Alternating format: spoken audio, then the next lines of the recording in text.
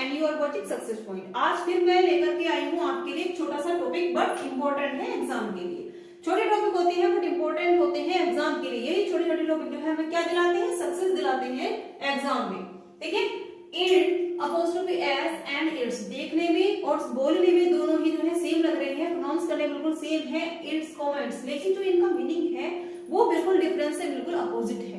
बोलने में सेम है लेकिन जो मीनिंग है, अर्थ जो है इनका वो बिल्कुल अलग है। अगर हमें इनका अर्थ पता है तो हम सेंटेंस जो सही कर ले जाते हैं, वो अगर नहीं पता है तो नहीं कर पाएंगे। तो हमें जो है इनका सेंटेंस में यूज करना होता है कि इट अपोस्ट्रोफी एस का यूज किया जाएगा या फिर इट्स का यूज किया जाएगा। और इसी बेस पर जो है एग्जाम में जो कॉम्पिटिटिव एग्जाम है उसमें क्वेश्चन पूछे जाते हैं, और मैं भी एक जो सेंटेंस है वो आपके लिए लेकर के आई हूँ आपके डाउट को क्लियर करने के लिए। तो लेट्स स्टार्ट द वीडियो। देखिए सेंटेंस आपका, this book must oblique be old for oblique it apostrophe S cover is torn oblique no error. देखिए इसमें 4 पार्ट आपको दिए गए हैं, 1 2 3 एंड 4। या तो इसमें एरर है या फिर इसमें एरर नहीं है। अगर नहीं है तो फिर नो एरर पर आप टिक लगाएंगे कि सेंटेंस बिल्कुल सही है, करेक्ट है, इसमें कोई भी एरर नहीं है। देखिए this book must be old, कि ये जो किताब है, ये जो पुस्तक है, for its cover is torn no error, यानी कि जो ओल्ड है ये पुरानी है, फॉर इट्स कवर यानी कि जो इट इज कवर। देखिए इट इज कवर, इसको हम क्या पढ़ते हैं, इट इज हम इसको पढ़ते हैं, कवर इज टर्न, इसका कवर कैसा हो चुका है, फट चुका है, बेकार हो चुका है, तो नो एरर। देखिए कैसे हम इसमें तभी पता लगा पाएंगे कि सेंटेंस में एरर कहां पर है कहां पर नहीं है, तब हमें इसका मीनिंग पता होगा। देखिए चूंकि हमारा जो टॉपिक है आज का वो है it apostrophe S and it's. ठीक है, एक इट में क्या है, अपोस्ट्रोफी एस लगा है, जबकि एक इट में क्या है, इट के साथ में ही हमने एस को जो है ऐड कर दिया है। लेकिन दोनों का ही जो अर्थ है वो हम देख लेते हैं, तभी तो हमें सेंटेंस जो है समझ में आएगा। देखिए पहला जो इट है आपका, इट अपोस्ट्रोफी एस, और दूसरा है आपका इट एस, इट्स। ठीक है, तो देखिए ये जो इट्स है इसको हम इस तरह से लिखते हैं, इट इज का ही जो रूप होता है स्मॉल वो इट्स होता है, यानी कि इट इज में हम आई को हटा देते हैं और सिंपली इसको कैसे लिखते हैं, सिंपली हम इसको लिखते हैं ऐसे, इट्स। इसी का मतलब होता है इट इज। इट इज का मतलब क्या होता है, यानी कि ये है, क्या होता है, ये है, या फिर यह है, हम इसको बोल सकते हैं यह है। ठीक है, अब देखिए इट्स का मतलब क्या होता है, इट्स का मतलब होता है इसका, क्या होता है, इसका। और इट्स के साथ में हम नाउन का यूज करते हैं, किसका यूज करते हैं, नाउन के, यानी कि जो इट्स है ये मोस्टली नाउन के लिए यूज होता है। इट्स का यूज कैसे करते हैं देखिएगा, सेंटेंस के जरिए मैं आपको बता देती हूँ एग्जाम्पल के लिए। देखिए I have a pen, I have pen, मेरे पास एक पेन है। ठीक है, it is good, it is a good pen,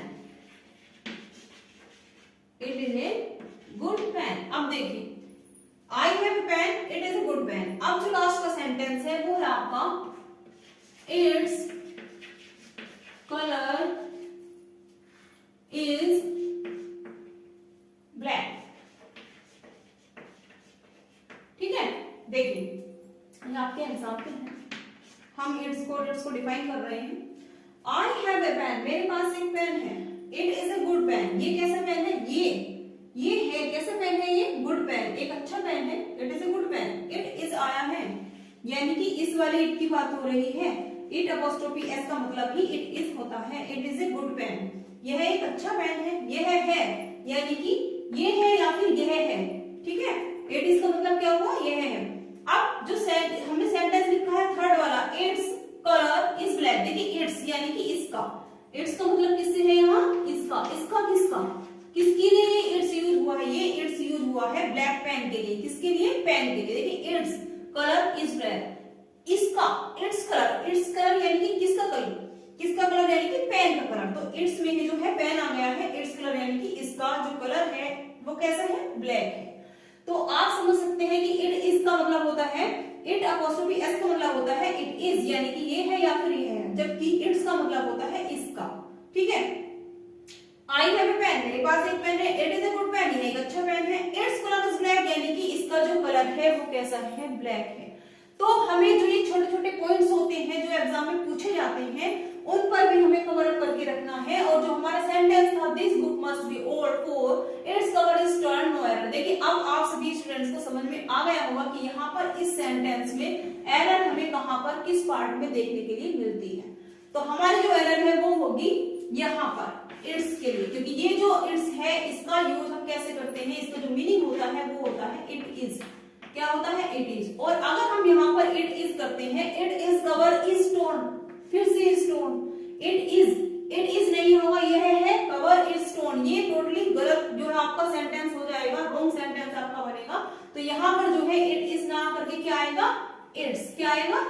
it's cover is stone. की इसका किसकी बात हो रही थी? यहाँ पर बात हो रही थी किसकी? बुक की, दिस बुक की।